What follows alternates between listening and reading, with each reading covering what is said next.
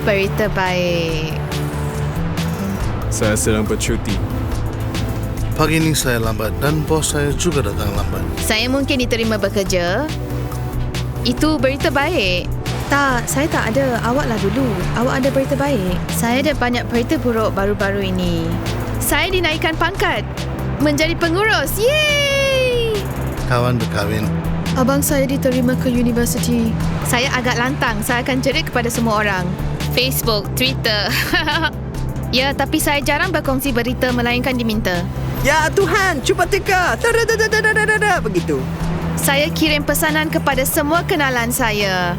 Biasanya makanan bagi kawan. Supaya dapat meraihkan bersama, kan? Ya.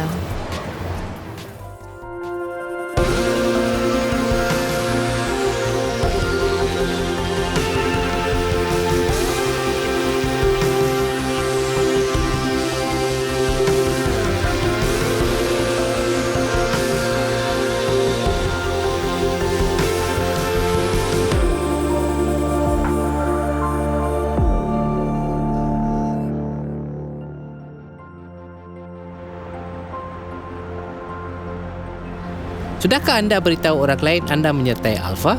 Mungkin anda berfikir, saya belum sedia kerana saya sendiri pun tak pasti. Atau anda berfikir, saya mulai mengalami sesuatu. Jika orang bertanya anda tentangnya, apa jawapan anda? Apa penjelasan anda? Mengapa anda ingin melakukannya? Kadang-kadang saya sendiri hadapinya. Payah bagi saya memberitahu orang saya pergi ke gereja. Kadang-kadang saya malu mengongsikan iman saya. Entah kenapa, saya bimbang orang berfikir saya pelik. Kadang-kadang orang mengelabah apabila anda bercakap tentang kepercayaan. Saya yakin tentang apa yang saya percayai. Mengapa saya takut? Mengapa saya sukar memberitahu orang lain? Sebelum saya menjadi Kristian, saya kerap berasa jengkel dengan orang Kristian yang ingin mengongsikan iman mereka. Seolah-olah mereka hendak mengkristiankan saya. Saya seorang atheist. Saya tak cuba menjadikan orang lain atheist. Saya tak faham mengapa mereka tak boleh berdiam saja. Ada orang kata, bukankah iman hal peribadi? Bukankah orang Kristian terbaik adalah mereka yang menaati iman tetapi tak bercakap tentangnya? Semua orang ada Pak Cik Norman, iaitu orang Kristian yang sempurna, tapi tak bercakap tentang imannya.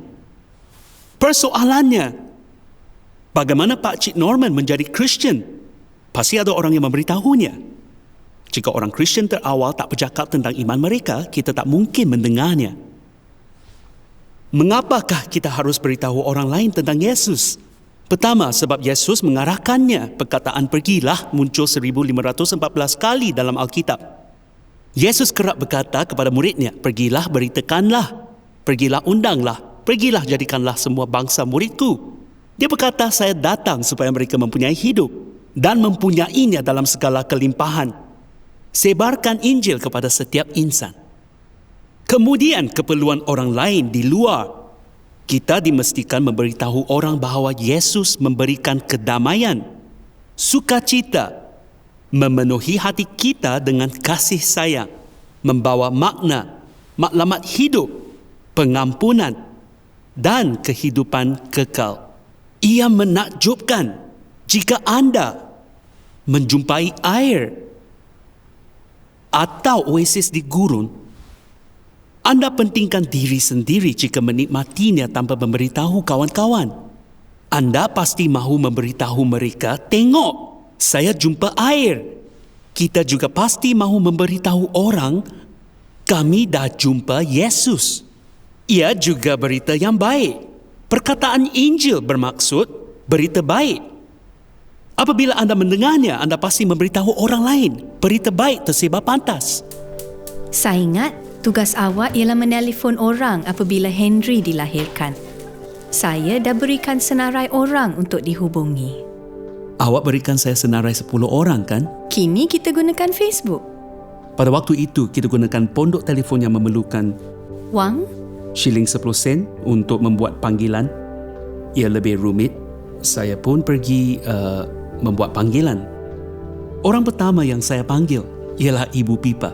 Saya menelefonnya dan berkata berita baik, kami mendapat anak lelaki. Adakah beratnya 12 pound 6 ounce? 79. Apa-apa sajalah. Orang kedua, dalam senarai itu ialah ibu saya. Saya hubungi ibu saya, taliannya sibuk. Jadi saya teruskan kepada kakak Pipa. Dan dia kata, "Oh, saya tak dengar tentang bayi anda, Henry." Peliknya. Kemudian dia kata, "Ibu saya baru hubungi saya." Saya hubungi orang seterusnya dan dia kata, "Oh, Tanya, saya dengar awak dapat anak lelaki." Saya telefon orang seterusnya. Mereka semua telah saling berhubung. Akhirnya saya dapat hubungi ibuku. Katanya dia sudah tahu daripada Ibu Pipa. Ibu Pipa telah menghubunginya sebab itulah taliannya sibuk. Saya tak perlu beritahu Ibu Pipa. Awak harus beritahu orang.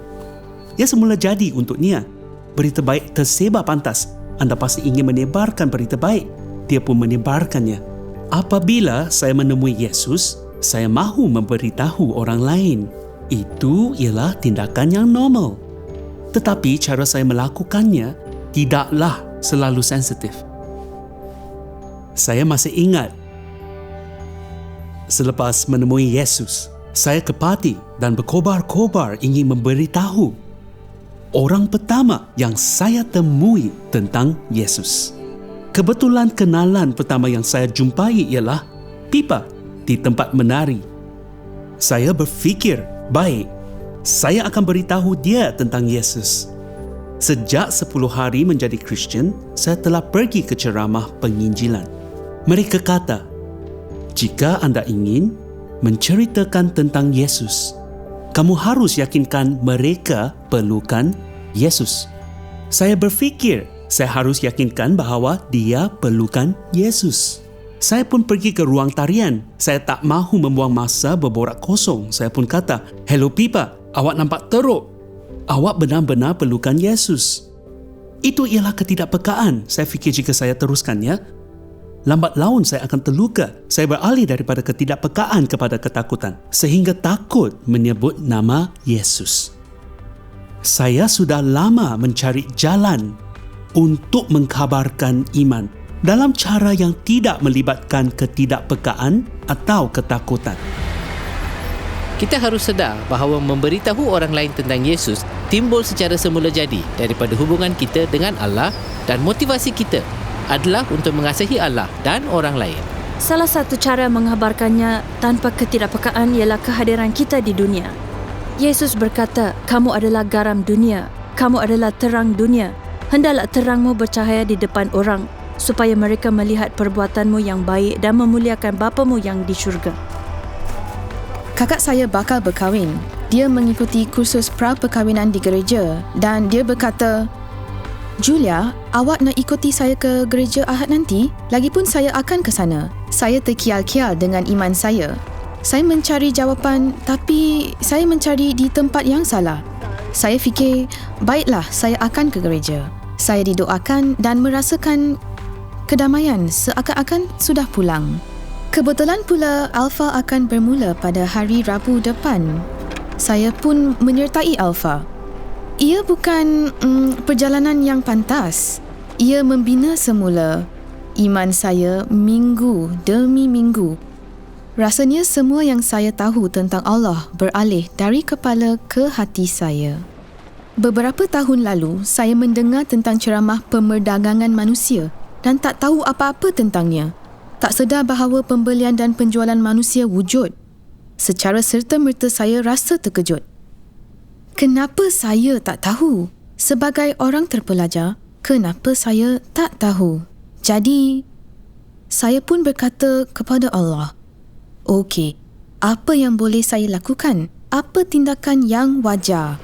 Memendekkan cerita, saya mengumpulkan sekumpulan orang yang ingin menjadi wanita terpantas yang mengayuh menyeberangi lautan Atlantik, menjejak semula jalan perdagangan hamba rentas Atlantik dan menjadi suara bagi ramai orang yang tiada suara masa ini. Kami bertanding dengan 17 pasukan lain. Kami satu-satunya pasukan wanita. Kami bermula dengan ombak setinggi 50 kaki, saiz rumah. Kalaulah kami tahu apa yang akan menimpa, kami pasti melarikan diri. Kami mabuk laut, kehilangan 1/3 daripada bekalan makanan. Semuanya rosak dan banyak benda yang gagal. Mendayung 12 jam sehari berganti-ganti setiap 2 jam adalah amat sukar. Pertempuran mental sepanjang 3,000 batu agak keterlaluan. Saya rasa jika saya tiada tujuan mendayung, saya akan berputus asa. Ini bukan sekadar mendayung. Ini ialah satu komitmen hidup. Ia maraton dan bukannya lari pecut. Ada jatuh dan bangunnya. Saya kerap diingatkan tentang William Wilberforce, wira saya, yang tak berputus asa selama 45 tahun. Dia bertekun meskipun menghadapi banyak kegagalan dan cabaran.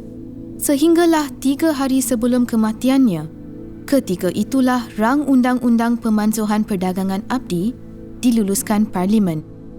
Setiap kali saya dikuasai emosi, saya fikirkan kedapahan dan kecekalannya.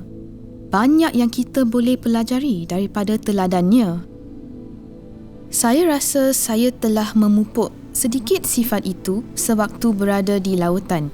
Daripada aktiviti mendayung ini, kami menubuhkan Sport for Freedom, iaitu kebajikan yang membantu memulihkan orang yang terselamat daripada perdagangan manusia di UK. Kami mampu mengubah hidup orang melalui pekerjaan kami. Kita sentiasa dengar, kita tak boleh lakukan semuanya. Lihat apa yang kita mampu lakukan. Ayuh lakukan yang termampu. Bersama-sama, kami mampu melakukan perbezaan.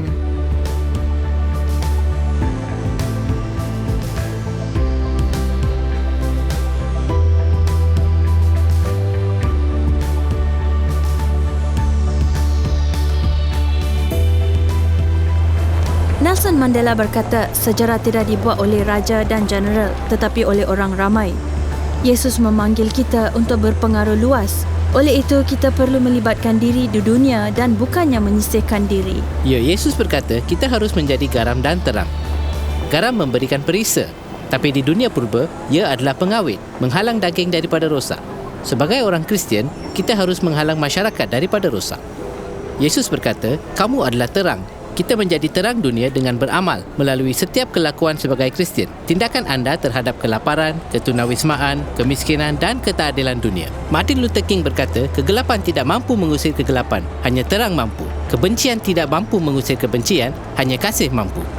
Kita dipanggil untuk berada di tempat kerja, komuniti, menjadi garam dan terang, menunjukkan kebaikan kepada orang lain.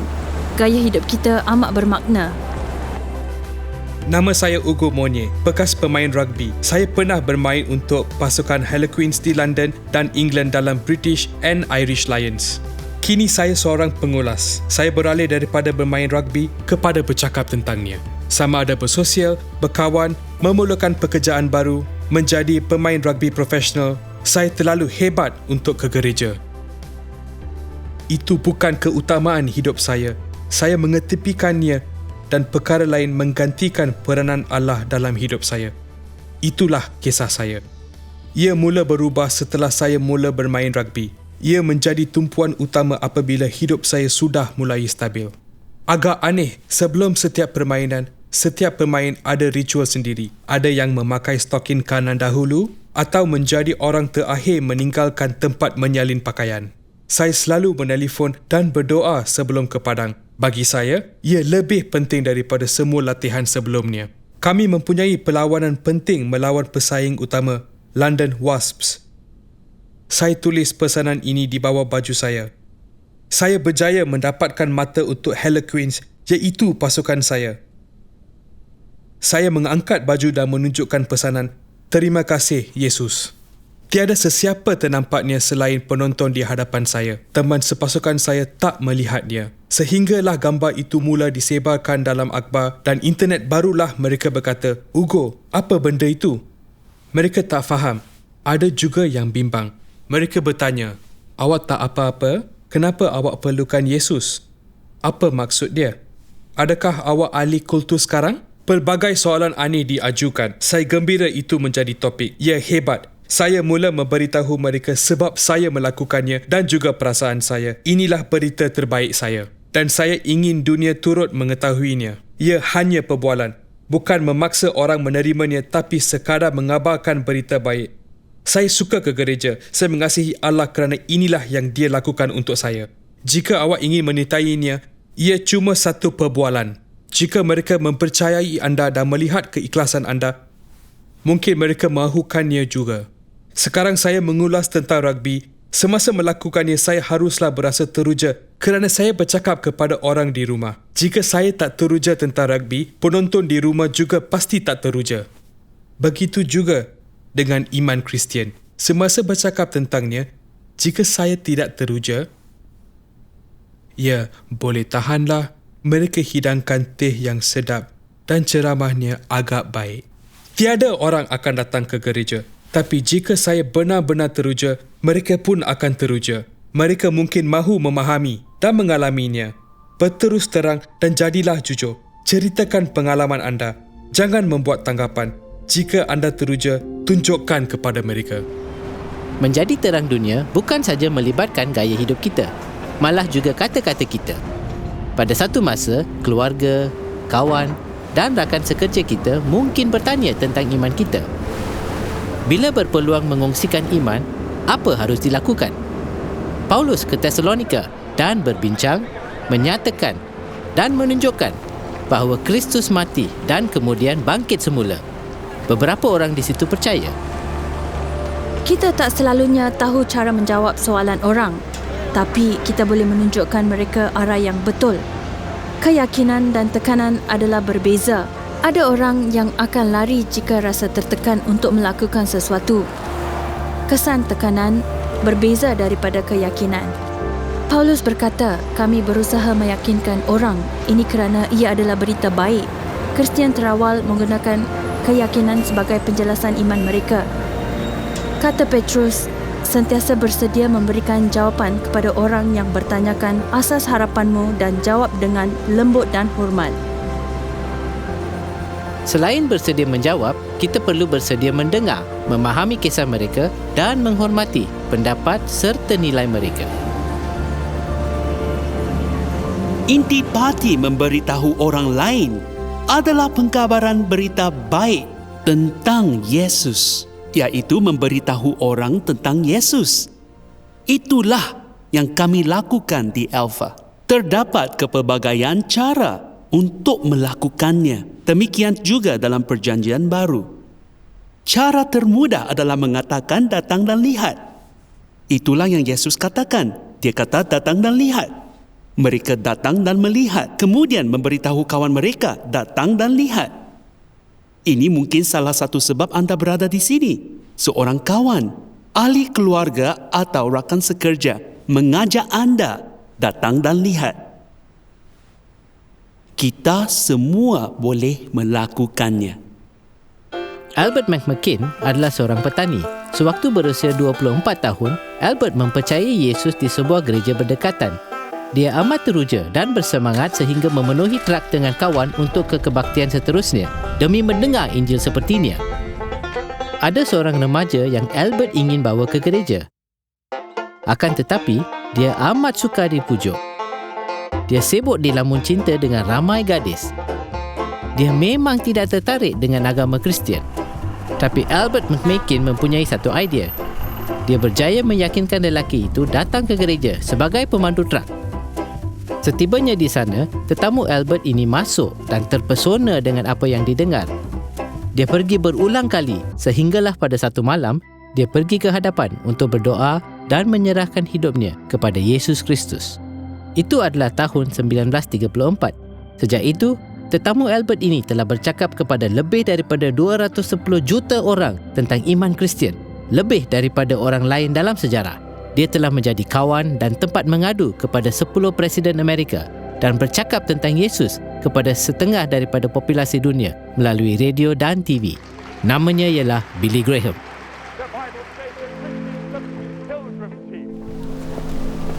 Kita semua tak mungkin menjadi seperti Billy Graham, tapi kita boleh menjadi seperti Albert McMakin, membawa kawan kita kepada Yesus. Cara paling berkuasa adalah mengongsikan kisah kita. Itulah yang dilakukan oleh Rasul Paulus. Dia mengongsikan kisahnya berulang kali. Saya begini sebelumnya, saya menemui Yesus. Inilah yang saya lakukan sekarang. Apabila seorang buta disembuhkan oleh Yesus, ramai orang menyoalnya, termasuk orang Farisi yang memeriksa dan cuba memerangkapnya. Orang buta itu tidak tahu cara menjawab. Jawabnya, tetapi satu hal aku tahu, iaitu bahawa aku tadinya buta dan sekarang dapat melihat. Ia suka disangkal, orang dapat mempertikaikan dakwaan agama Kristian tapi tak dapat mempertikaikan cerita anda. Dalam Perjanjian Baru, pengkabaran Injil kerap diiringi demonstrasi kuasa Allah.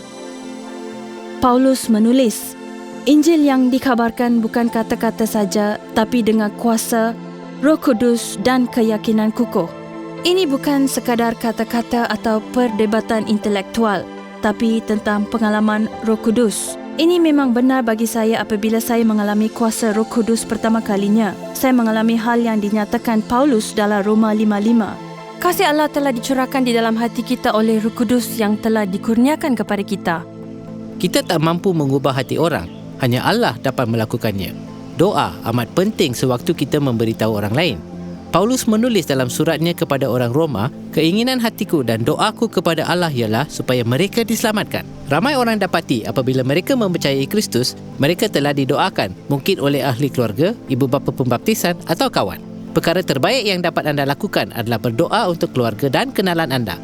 Teruskan saja. Sepanjang hayat ini, kita percaya bahawa Allah akan bekerja dalam kehidupan mereka.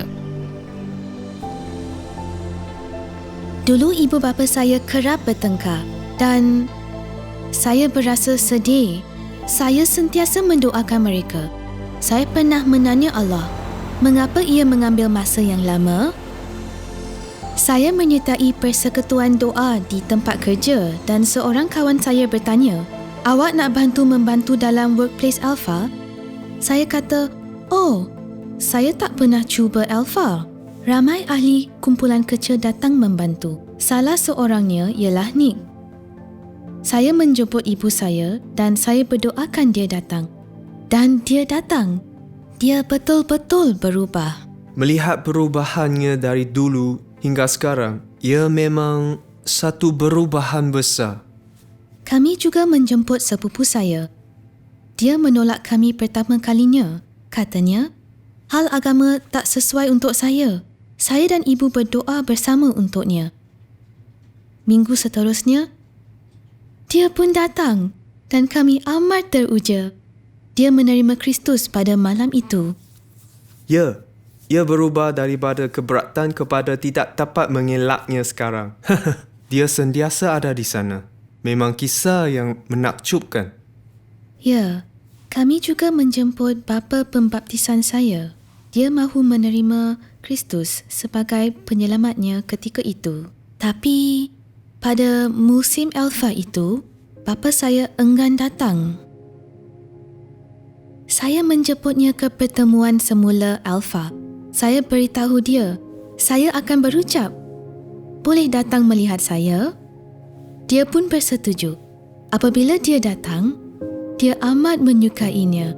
Dia suka suasananya dan kerana orang tak memaksanya untuk percaya.